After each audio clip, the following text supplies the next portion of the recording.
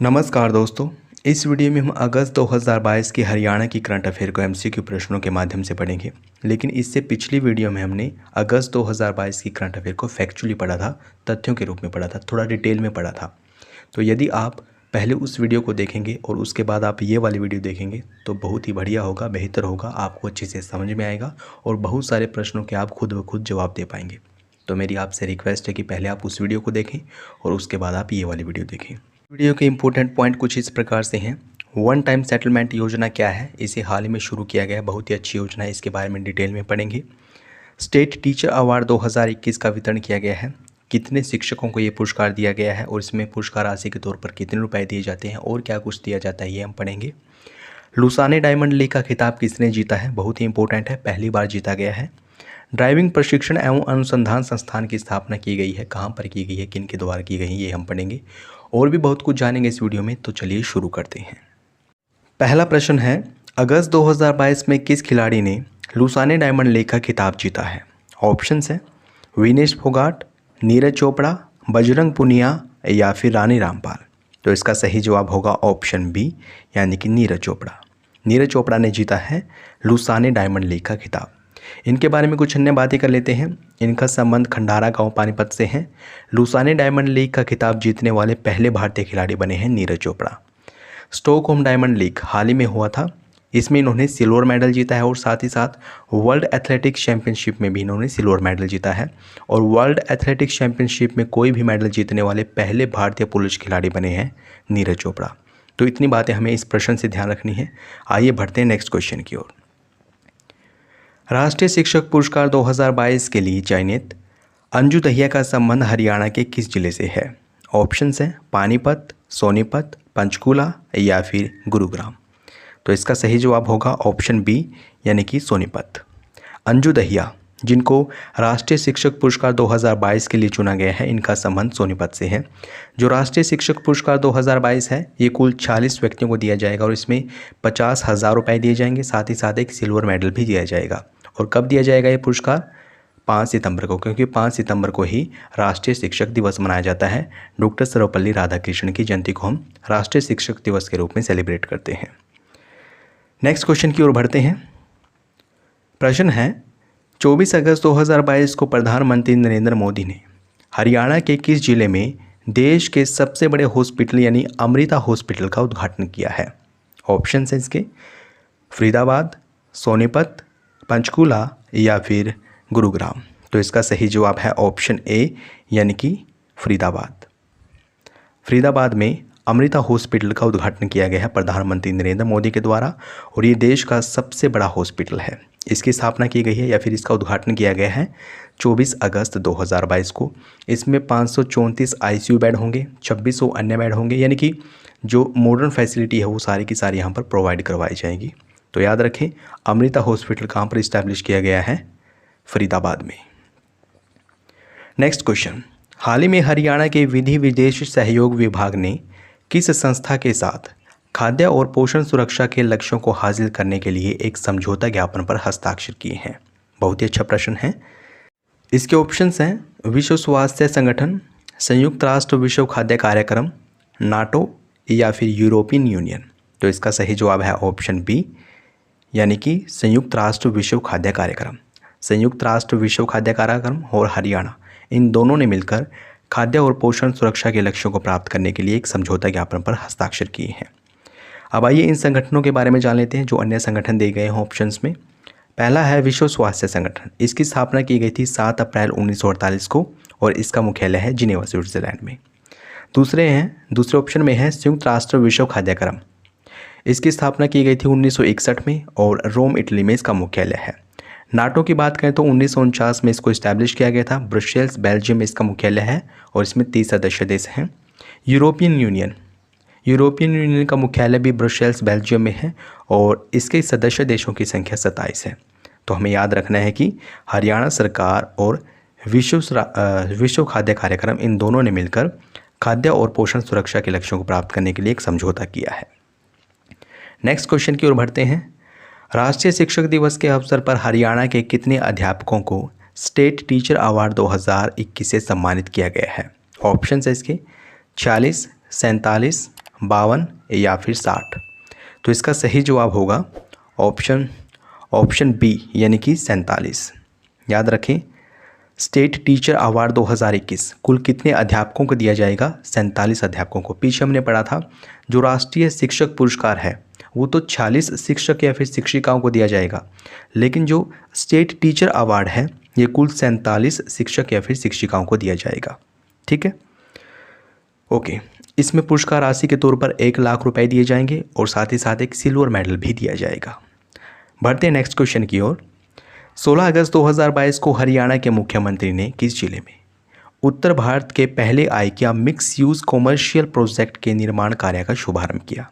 Option है इसके फरीदाबाद, पंचकूला, गुरुग्राम या फिर सोनीपत। तो इसका सही जवाब ऑप्शन सी होगा यानी कि गुरुग्राम। गुरुग्राम में मिक्स यूज कॉमर्शियल प्रोजेक्ट का निर्माण कार्य शुरू किया गया है जो कि उत्तर भारत का पहला आइकिया है। आइकिया क्या है? आइकिया एक बहुत ही बड़ी कंपनी है, फर्नीचर रिटेल कंपनी है ये, और इसकी स्थापना स्वीडन में की गई थी। ठीक है ना, लेकिन उत्तर भारत का पहला आइकिया कहाँ पर स्थापित किया जा रहा है? गुरुग्राम में, और इसको नाम दिया गया है मिक्स यूज कॉमर्शियल प्रोजेक्ट। याद रखें, इसकी निर्माण कार्य की शुरुआत की गई है 16 अगस्त 2022 को। अगला प्रश्न है, हाल ही में हरियाणा के कितने पुलिसकर्मियों को वर्ष 2022 में जांच में उत्कृष्टता के लिए केंद्रीय गृह मंत्री पदक हेतु चुना गया है? इसके ऑप्शंस हैं 4, 151, 28 या फिर 46। तो इसका सही जवाब होगा ऑप्शन ए यानी कि 4। हरियाणा के 4 पुलिसकर्मियों को 2022 में जांच में उत्कृष्टता के लिए केंद्रीय गृह मंत्री पदक हेतु चुना गया है, लेकिन कुल कितनों को दिया जाएगा, यानी कि कुल कितने पुलिसकर्मियों को केंद्रीय गृह मंत्री पदक हेतु चुना गया है? 151। कुल 151 पुलिसकर्मियों को केंद्रीय गृह मंत्री पदक दिया जाएगा, जिनमें 28 महिलाएं भी शामिल हैं, लेकिन हरियाणा में ये पुरस्कार जांच में उत्कृष्टता के लिए कुल 4 पुलिसकर्मियों को दिया जा रहा है। नेक्स्ट क्वेश्चन है, 10 अगस्त 2022 को विश्व जैव ईंधन दिवस के अवसर पर प्रधानमंत्री ने हरियाणा के किस जिले में दूसरी पीढ़ी यानी कि सेकंड जनरेशन के इथेनॉल संयंत्र का उद्घाटन किया है? इसके ऑप्शन है पानीपत, सोनीपत, कैथल या फिर चरखी दादरी। तो इसका सही जवाब होगा ऑप्शन ए यानी कि पानीपत। याद रखें, पानीपत में सेकंड जनरेशन इथेनॉल संयंत्र का उद्घाटन किया गया है। स्वयं प्रधानमंत्री ने इसका उद्घाटन किया है, और किस दिवस के अवसर पर? विश्व जैव ईंधन दिवस के अवसर पर, जो कि 10 अगस्त को मनाया जाता है। जो ये इथेनॉल संयंत्र है, इसके माध्यम से, अच्छा, इसकी स्थापना किसने की है? किसके द्वारा ये बनाया जाएगा? इंडियन ऑयल कॉरपोरेशन लिमिटेड, इसके द्वारा ये बनाया जाएगा। 900 करोड़ रुपए की लागत आएगी इसको बनाने में। इसमें क्या किया जाएगा? पराली के माध्यम से या फिर चावल के भूसे के माध्यम से इथेनॉल का निर्माण किया जाएगा। फिर उस एथेनॉल को हम पेट्रोल में मिक्स करेंगे, ठीक है ना, ताकि पर्यावरण प्रदूषण को कम किया जा सके। आप हमें यहाँ पर एक क्वेश्चन जरूर बताएं, एक क्वेश्चन का जवाब जरूर दें कि भारत सरकार ने किस वर्ष तक पेट्रोल में E20 यानी कि 20% एथेनॉल मिश्रित करने का लक्ष्य रखा है? ये हमने प्रीवियस वीडियो में पढ़ा था। अगर आपने ध्यान से देखी उस वीडियो को तो आप इसका जवाब ज़रूर दे देंगे। तो आप कमेंट बॉक्स में इस प्रश्न का जवाब ज़रूर दें। बढ़ते हैं नेक्स्ट क्वेश्चन की ओर।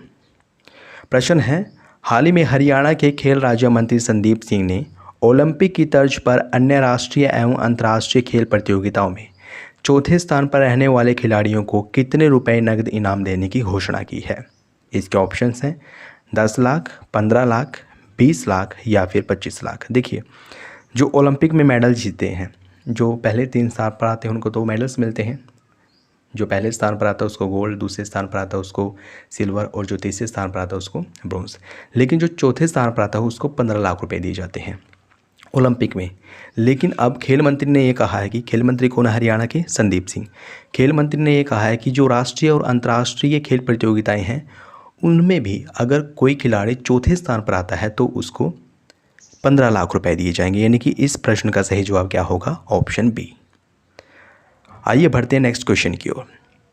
हाल ही में हरियाणा विधानसभा डिजिटल होने वाली देश की डैश विधानसभा बन गई है। इसके ऑप्शंस हैं पहली, दूसरी, तीसरी या फिर चौथी। तो इसका सही जवाब होगा ऑप्शन सी यानी कि तीसरी। जो हरियाणा विधानसभा है वो डिजिटल होने वाली देश की तीसरी विधानसभा बन गई है। नेक्स्ट क्वेश्चन है, 6 अगस्त 2022 को हरियाणा के मुख्यमंत्री ने किस जिले में ड्राइविंग प्रशिक्षण एवं अनुसंधान संस्थान का उद्घाटन किया गया? ऑप्शन है इसके महेंद्रगढ़, करनाल, रोहतक या फिर सिरसा। तो इसका सही जवाब होगा ऑप्शन बी यानी कि करनाल। करनाल में ड्राइविंग प्रशिक्षण एवं अनुसंधान संस्थान की स्थापना की गई है और इसका उद्घाटन मुख्यमंत्री के द्वारा किया गया है। डेट भी याद रखें, 6 अगस्त 2022 को इसकी स्थापना की गई है। अगला प्रश्न, 4 अगस्त 2022 को हरियाणा सरकार ने किस देश के साथ द्विपक्षीय संबंधों को मजबूत करने के उद्देश्य से फ्रेमवर्क फॉर कोलैबोरेशन पर हस्ताक्षर किए हैं?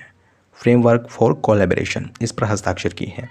ऑप्शन हैं इजराइल, उज़्बेकिस्तान, म्यांमार या फिर बांग्लादेश। तो ऑप्शन बी सही होगा यानी कि उज़्बेकिस्तान। हरियाणा सरकार और उज़्बेकिस्तान इन दोनों ने द्विपक्षीय संबंधों को मजबूत करने के लिए, मिलकर विकास करने के लिए एक फ्रेमवर्क फॉर कोलैबोरेशन, इस पर हस्ताक्षर किए हैं। नेक्स्ट क्वेश्चन, 3 अगस्त 2022 को हरियाणा सरकार ने महिलाओं द्वारा लिए गए ऋण के ब्याज को माफ़ करने के लिए कौन सी योजना शुरू की गई है? यानी कि महिलाओं के द्वारा जो ऋण लिया गया है उसके ब्याज को कम करना या फिर माफ़ करना, इसके लिए कौन सी योजना शुरू की गई है? ऑप्शंस हैं सेहत योजना, ई अधिगम योजना, महिला उद्यमशीलता योजना या फिर वन टाइम सेटलमेंट योजना। तो इसका सही जवाब ऑप्शन डी है यानी कि वन टाइम सेटलमेंट योजना। ये शुरू की गई है महिलाओं के लिए ताकि उनके द्वारा जो ऋण लिया गया है उस पर जो ब्याज लगा है, इंटरेस्ट लगा, उसको माफ़ किया जा सके। इस योजना के तहत यदि लाभार्थी मूल ऋण की पूरी बकाया राशि भुगतान कर देता है, यानी कि जितना भी उसने ऋण लिया है वो सारा का सारा चुका देता है 1 दिसंबर 2022 तक, तो उसका सारा का सारा ब्याज माफ़ कर दिया जाएगा। याद रखें, महिलाओं के लिए ये योजना शुरू की गई है। ऑप्शन ए में सेहत योजना के बारे में बताया गया है। ये स्कूली बच्चों के स्वास्थ्य पर नज़र रखने के लिए शुरू की गई है, हाल ही में शुरू की गई है, इंपॉर्टेंट योजना है, इसे भी याद रखें।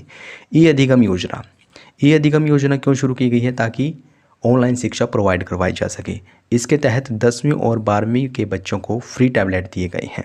और महिला उद्यमशीलता योजना भी हरियाणा की योजना है, बजट में इसके बारे में बताया गया था। महिलाओं को उद्यमशीलता के साथ जोड़ना ये इसका मुख्य उद्देश्य है। और ऑप्शन डी में हमने पढ़ लिया है कि वन टाइम सेटलमेंट योजना, जो कि ऋण से संबंधित योजना है, महिलाओं के लिए इसे शुरू किया गया है।